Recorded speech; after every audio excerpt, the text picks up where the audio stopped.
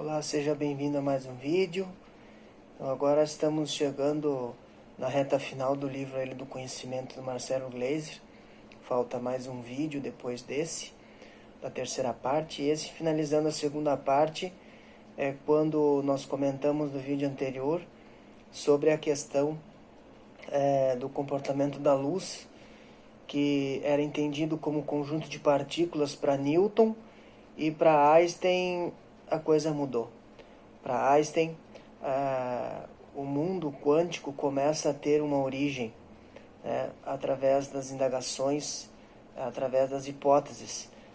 Após o éter, que era uma substância que se acreditava que existia no meio de todos nós, o éter cai para o Einstein, e aí o entendimento sobre a luz é diferente, né? Para Einstein, então, a luz ela vai ser uma entidade. Ela pode andar no vazio. Então, cai o éter e o vazio é possível ser transitado pela luz, né? Mas a luz ela pode ser onda ou partícula, dentro de uma análise relativística de Einstein, da física moderna, onde nós temos os famosos fótons, né? Os fótons que não têm massa, eles se comportam como ondas, né? E os elétrons, eles podem ser ora onda ou ora partícula, né? Como que se dá isso?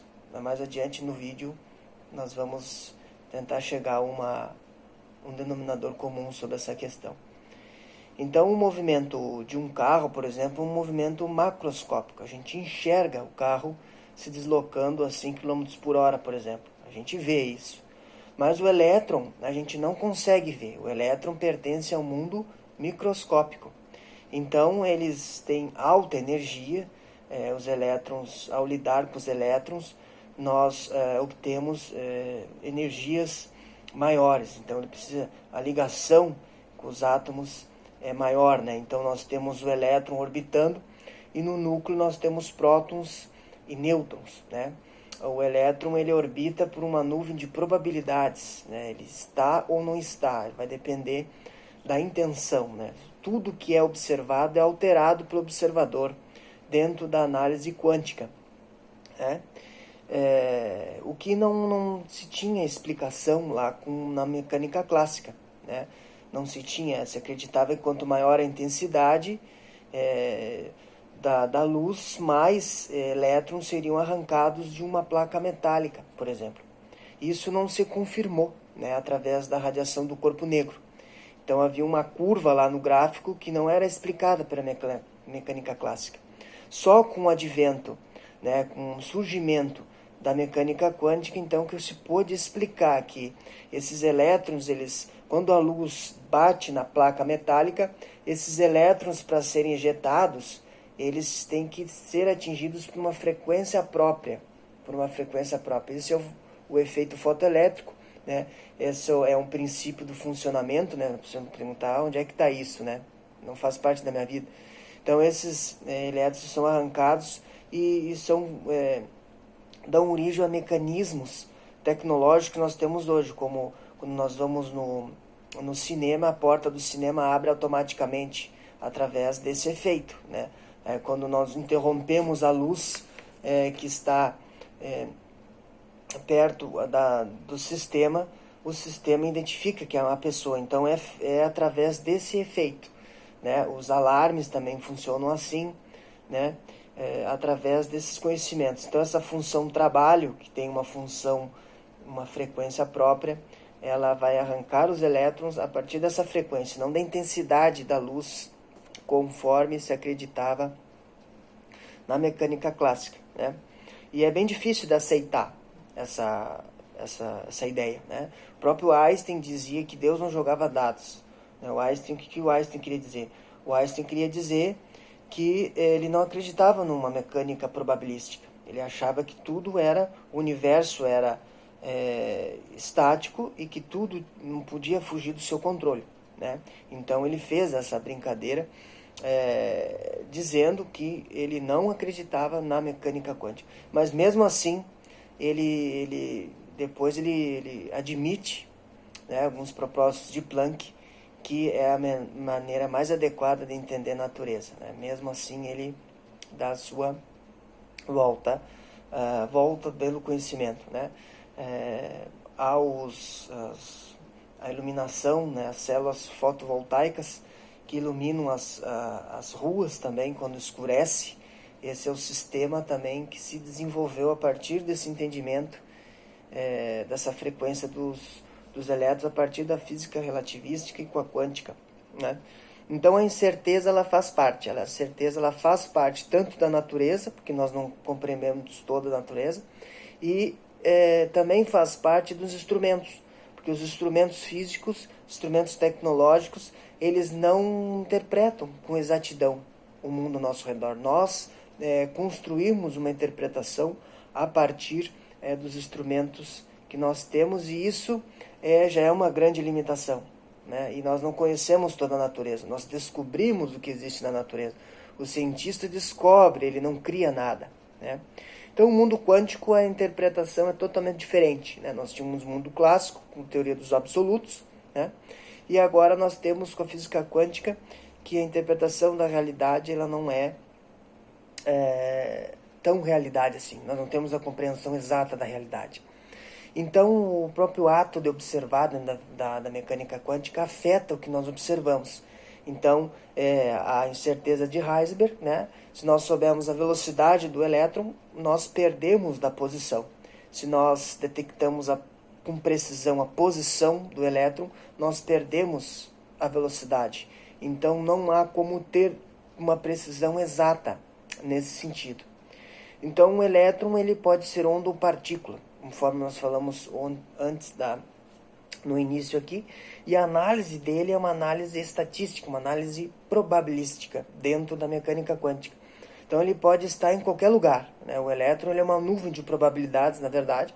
Ele pode estar em qualquer lugar, ele pode atravessar essa parede aqui de trás tranquilamente. Ele pode estar onde puder. Todas as possibilidades são possíveis, né? E o que se sabe sobre a matéria é que se estuda a consequência dela, não a origem da matéria. O que sabemos é apenas uma aproximação, né? Então essa intenção ela vai alterar as observações, ela afeta as observações, né? Há experimentos da fenda dupla, por exemplo. Você observa, a hora você tem uma figura de superposição de onda e ora você tem uma superposição de partículas no anteparo na frente. Então, dependendo de onde você está observando, esse é um efeito quântico, né? Então, mas isso a partir do que essas interpretações, elas são através do nosso cérebro que codifica essas interpretações. Nós, através do que nós entendemos do mundo, que nós vamos decodificar a partir do que o nosso cérebro entende sobre o mundo, né? Então, a matemática, ela não foge a essa interpretação. A matemática é uma forma da gente interpretar a natureza, né? E no último vídeo a gente vai falar um pouco sobre a matemática como forma de interpretação da natureza, né? Tudo são possibilidades e a matemática ajuda nessa formulação dentro da quântica. Dentro da física quântica, né, nós temos o famoso gato de Schrödinger, né? O gato de Schrödinger é um gato que é colocado dentro de uma caixa e a qualquer momento pode-se abrir um tubo com um gás tóxico, né, um gás radioativo que mata o gato. Mas nós não sabemos se o gato está vivo ou morto, se esse dispositivo foi aberto.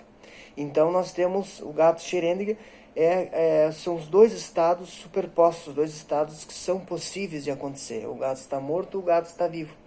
Então esses dois estados possíveis é na mecânica quântica. Na mecânica quântica você tem todos os estados possíveis. E você só tem uma determinação a partir de uma probabilidade. Você não tem exatidão da medida, e sim probabilidades de alguma coisa, né? E o desenvolvimento tecnológico que traz a mecânica quântica é indiscutível, né? Os computadores, os celulares, então todos estão sendo, esses mecanismos quânticos estão sendo usados no nosso dia a dia, né? Por todos nós usamos, né? A questão do estudo através de vacinas. Então a quântica está ajudando as inovações tecnológicas, né? Muitas que eu falei aqui, mas tem outras ainda que a gente não falou. E tem um fato muito interessante, o fantasmagórico, né? É um efeito fantasmagórico da mecânica quântica, que é a questão da não localidade, né? Que o Einstein falou de efeito fantasmagórico, que é quando existe uma partícula, e essa partícula é verde, por exemplo, ela sabe que existe uma partícula antiverde lá, a outra vai ser antiverde de um outro local, sem haver o contato entre essas partículas, elas se identificam, elas se reconhecem assim, e são cores diferentes. Então é algo bem curioso dentro da mecânica quântica. Não vou me estender a esse assunto agora, o vídeo vai ficar muito longo. Então a interpretação da luz, né? Quando a gente anda a cavalo, né? O cavalo vai fazendo essas ondas, a onda mecânica, né? A onda no mar, quando a gente joga uma pedrinha no mar, ela faz uma ondulação, isso é uma onda mecânica, mas a luz, ela viaja, a luz do sol, por exemplo, chega até a Terra, demora 8 minutos e 10 segundos para chegar à Terra através do vácuo, e ela se propaga, né, com velocidade fixa de 300 mil km por segundo, e o Einstein então estabelece essa constante da velocidade da luz quando tem a onda, tem a luz, né, o fóton viaja essa velocidade, e ele estabelece também, curiosamente, a teoria da relatividade é a teoria dos absolutos, né, porque a teoria da relatividade estabelece uma velocidade fixa para a onda, velocidade da luz, e que as leis físicas são sempre as mesmas em todo lugar do universo. Então, estabelece absolutos. Obviamente que não podia ter esse nome, né? A teoria do absoluto, porque o absoluto está atrelado à mecânica clássica de Newton. Então, eles deram esse nome de teoria da relatividade, para não se atrelar à mecânica de Newton, né? Que é dos absolutos. Então, tudo é relativo às observações, relativo à intenção, né? Por isso que se fala, a intenção de medir altera. Então, isso vai ser relativo. Então, onde é que você está observando, né? O movimento da Terra é diferente se tu observar do Sol e se observar de Marte, ou se observar da própria Terra. Então, tudo depende de onde você está observando. Você pode ter resultados diferentes a partir de onde você está observando, né? Então, as ondas do mar são diferentes das ondas de luz, e são, para estudar as ondas do mar, você estuda a partir da mecânica de Newton, mecânica newtoniana. Mas, para estudar as ondas de luz, nós temos que se utilizar da teoria de Einstein, né, a teoria quântica, porque a clássica já não nos dá explicações satisfatórias. Então, tudo que a realidade quântica nos traz é uma aproximação de que nós sabemos muito pouco sobre a natureza.